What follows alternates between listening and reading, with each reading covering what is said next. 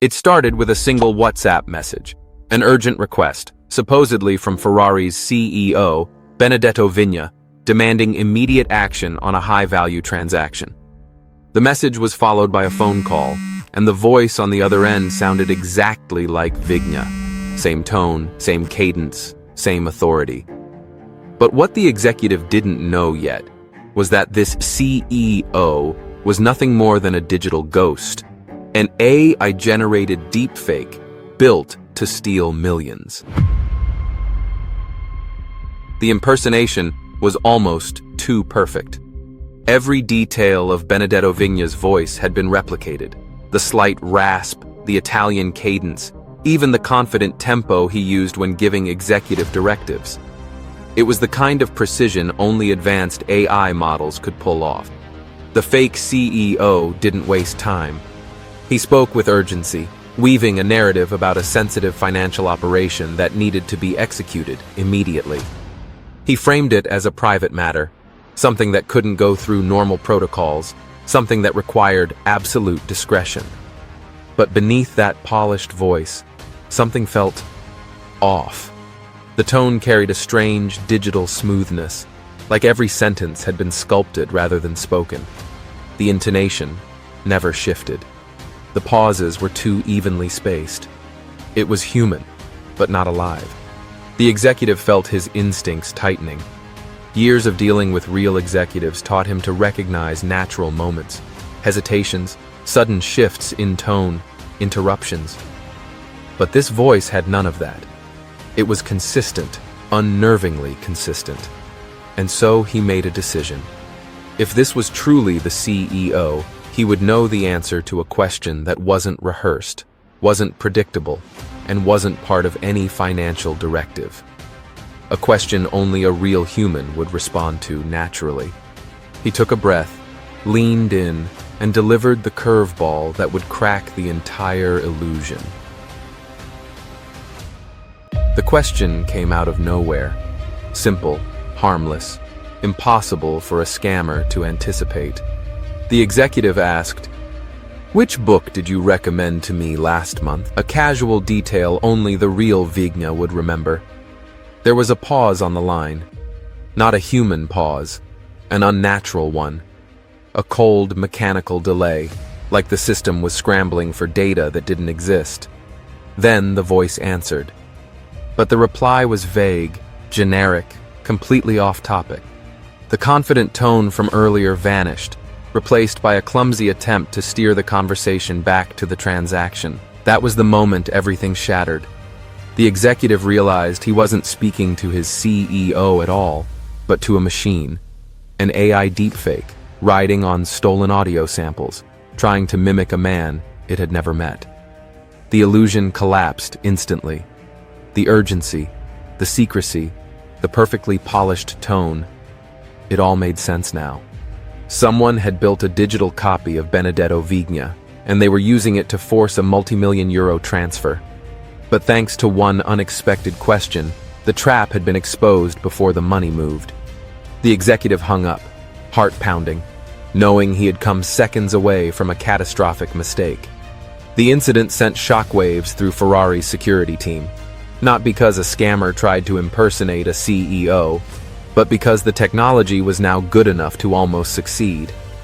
This wasn't the old-school phishing email or the clumsy phone scam. This was a new breed of fraud, powered by advanced AI that could replicate anyone's voice with terrifying precision.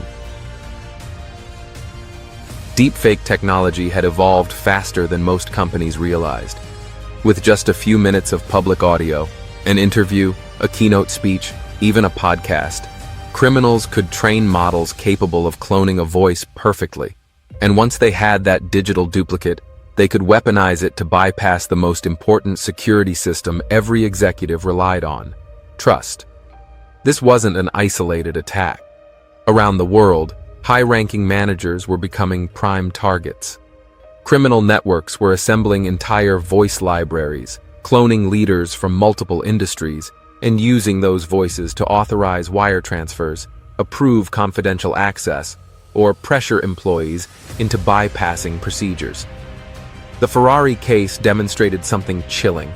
The The scams didn't even need visual deepfakes anymore. Audio alone, delivered over WhatsApp, Zoom, or a regular phone call, was enough to manipulate, enough to deceive, enough to convince. And the psychological element made it even more dangerous. When a voice you've known for years, your boss, your leader, the top executive of your company, speaks with urgency, your instinct is to respond, to act, to trust. These scammers weren't just mimicking sound, they were hijacking authority. Security experts began warning companies that traditional training was no longer enough. It wasn't about spotting poor grammar or strange email domains anymore. The battlefield had shifted. Now, employees needed to learn how to detect subtle audio artifacts, unnatural pauses, repetitive phrasing, and the absence of real human spontaneity. And behind the scenes, cybercriminals were getting bolder, faster, and more sophisticated. They weren't just experimenting, they were operational. They were organized. And they were making millions. The Ferrari incident wasn't just a near miss. It was a warning shot, a glimpse of a future where identity itself could be copied, simulated, and weaponized in seconds. A future where the voice on the other end of the line could be anyone, and yet, no one at all. When the dust settled, one thing became clear. Deepfake fraud had officially entered the corporate battlefield, and no company, no matter how elite, was safe from it. In the aftermath, Ferrari reinforced its internal protocols, but the lessons stretched far beyond Maranello. This wasn't just a close call. It was a preview of a threat every modern company now faces.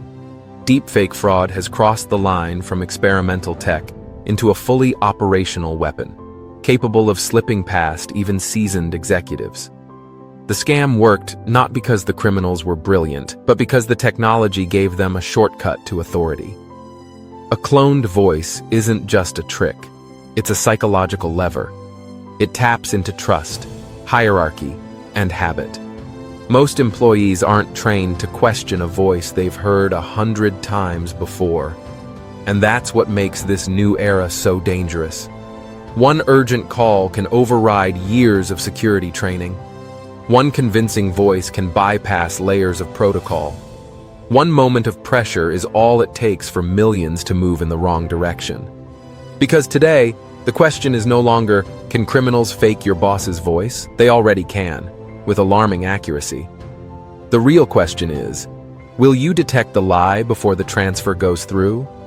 The future battlefield isn't just in inboxes or firewalls, it's in the sounds we trust, the voices we obey, and the identities we take for granted. If you want to stay ahead of these cyber threats, visit tlaris.com today. And make sure you subscribe to the channel. New deep dive episodes drop every week.